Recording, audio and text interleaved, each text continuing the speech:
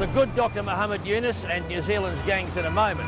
But first, this steamy, teeming, troubled place, Bangladesh. It's the morning rush hour here in Dhaka, a clangorous place of 11 million. Like most subcontinental Asian cities, Dhaka bustles, but today it's deceptively peaceful, given what's been going on in these very streets of late. Back in August, thousands rioted here in Dhaka, angry at what they saw as the unelected government's reluctance to reintroduce democracy in Bangladesh. As a result, all political activity was banned and the major cities placed under strict curfew. Over the past year, not one but two former Prime Ministers, both of them women, have been jailed. And since the military-backed takeover in January, the government has detained more than 250,000 Bangladeshis, with reports of torture and killing rife.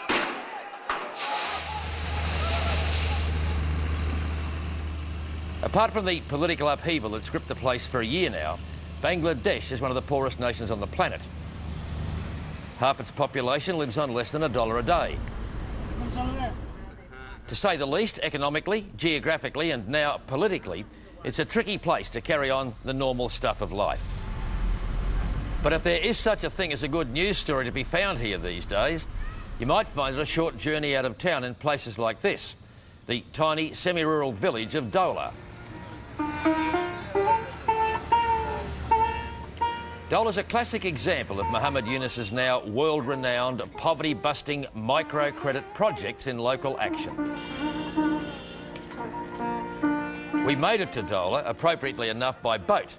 We were, after all, in Bangladesh's notorious flood-ridden Ganges Delta, where most of this densely populated country's people are crammed.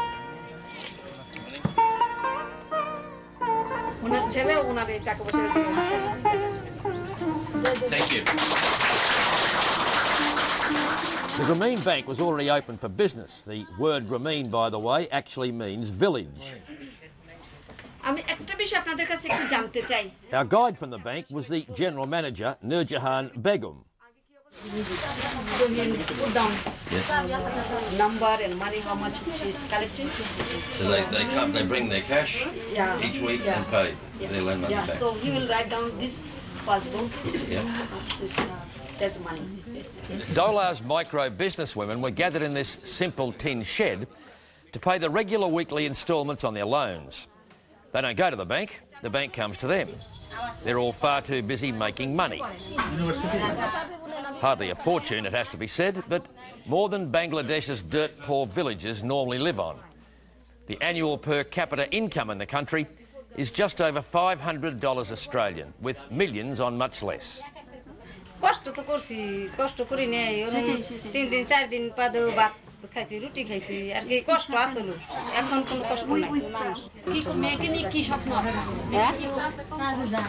You would have noticed the almost complete predominance of women here.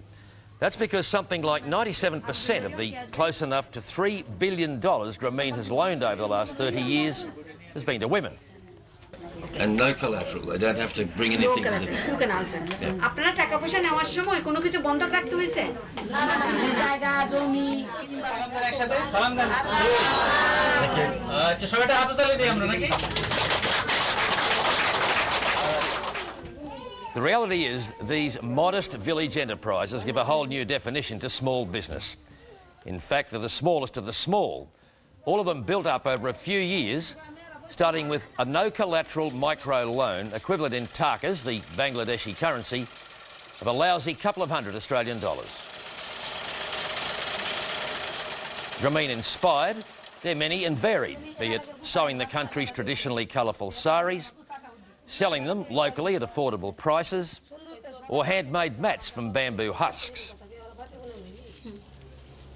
No formal education or training as such is required. Point being, these women and 6 million others just like them throughout Bangladesh have neither of these things.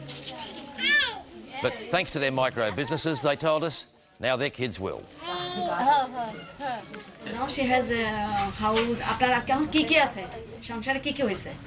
বাড়ি হইছে হ্যাঁ বাড়ি ঘর সব কিছু আছে তিনটে বাচ্চা আমার তিনটে তো মেয়ে ছেলে নাই she has 3 daughters হ্যাঁ দুই মেয়ে বিয়ে দিছি আর এক মেয়ে বাচ্চা পড়তেছে সেভেনে দুইটা ক্লাসে পড়ে আপনার মেয়ে ছোটটা সেভেনে পড়ে she is reading in class 7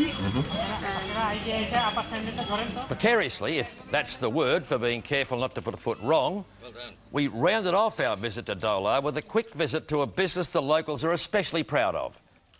A cow fattening farm.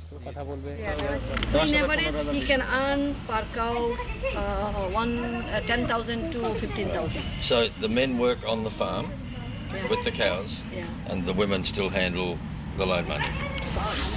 And were they very poor before? He doesn't have anything. No, it's a very, very basic life. Now they have a business, a thriving business. Well, I guess you could say this has been a tantalising glimpse, a crash course, if you like, into how this way of financing incredibly modest small businesses, small village businesses like this one, and how it at least has some sort of impact on what the rest of us have always felt has been a futile attempt to reduce the amount of poverty in the world.